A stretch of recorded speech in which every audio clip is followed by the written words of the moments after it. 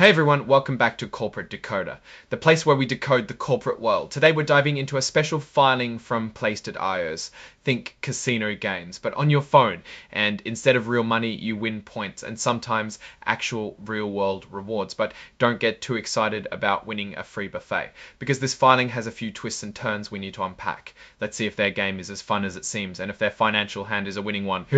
So what's this all about? Well, PLAYSTUDIOS is filing an update, an amendment to their annual report. It's like they forgot a few things the first time around. This update includes details about who's running the company, how much they're getting paid, and some other important information they initially left out.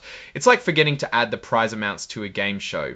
Here's where things get a little more interesting. One of their top executives, the chief financial officer, made a plan to sell some of his company stock.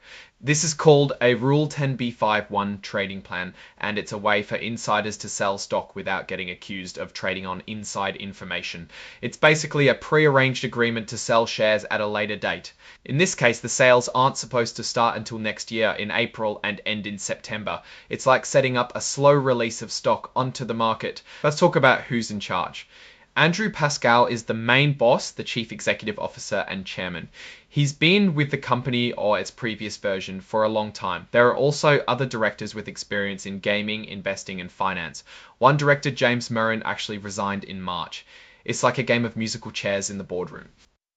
This part is about making sure everyone is following the rules when it comes to reporting who owns the company's stock. Basically, the directors and executives need to tell the SEC if they buy or sell shares. The company believes everyone filed these reports on time. It's like making sure everyone declares their winnings at the casino. Now let's talk about the money. This section details how much the top executives are getting paid. Their pay includes a base salary, cash bonuses, and stock awards. The goal is to get them to work hard and make the company successful. There are also rules about hedging, which is like betting against your own company's stock. They don't allow it. They also don't allow pledging stock as collateral. Finally, they have a recoupment policy, also known as a clawback. This policy means executives might have to pay back some of their compensation if the company has to restate its financial statements, meaning the previously issued statements were wrong, and B2B of a recoupment policy, also known as a clawback.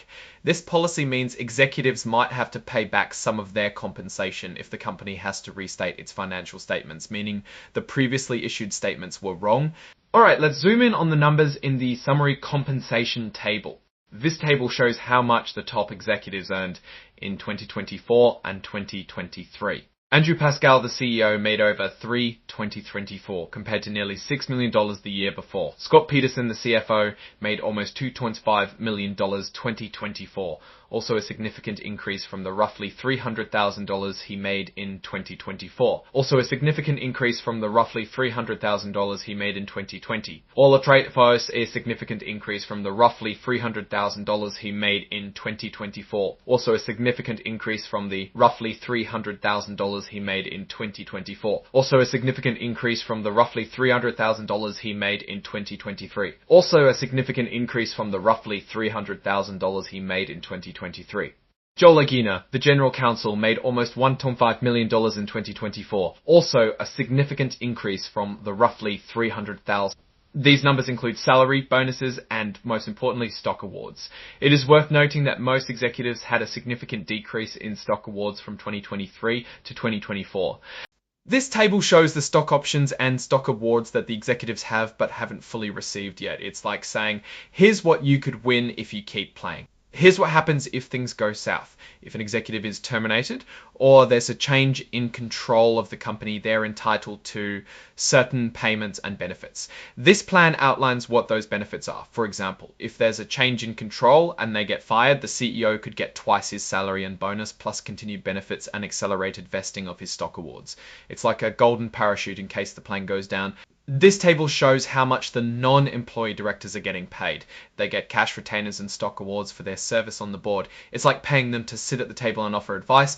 This section is about who owns the company. It lists the major shareholders, including the directors and executives. Andrew Pascal, the CEO, has a lot of control because he owns a large percentage of the Class B common stock, which has more voting power than the Class A common stock. It's like having extra votes in a democracy. MGM Resorts International is also a major shareholder, owning over 15% of Class A shares. BlackRock, one of the biggest asset managers in the world, owns over 6% of Class A shares. BlackRock, one of the biggest asset managers in the world, owns over 6% of Class A shares. And the Vanguard Group, another major investment firm, owns over 5% of Class A shares, and the Vanguard Group, another major investment firm, owns over 5% of Class A shares. And the Vanguard Group, another major investment firm, owns over 5% of Class A shares. And the Vanguard Group, another major investment firm, owns over. This table summarizes the company's equity compensation plans, which are used to give employees stock options and stock awards. It shows how many shares are available for future grants. It is worth noting that the vast majority of shares that can be issued will be issued under equity compensation plans approved by security holders, almost 20 million versus none in plans not approved by security holders. This part details how much the company is paying its accounting firm, Deloitte, for their services. In 2024, they paid almost $1 million for audit fees, tax fees, and other services. It's like paying the referees to make sure the game is fair. So what's the takeaway here? PLAYSTUDIOS is a company where the CEO has a lot of control, executive compensation is high and going higher, and they recently had to amend their filings. They have some big name shareholders. Looking at the direction of the company, they seem to be investing heavily in their executives through stock awards, while those awards actually decrease from the previous year. This could be a great sign if the executives are driving growth and profits. However, the report does not clarify those details. One risk is that the CEO's high voting power could make it difficult for other shareholders to influence the company. In conclusion, PLAYSTUDIOS is playing a high-stakes game in the mobile gaming world. Whether their strategy pays off remains to be seen.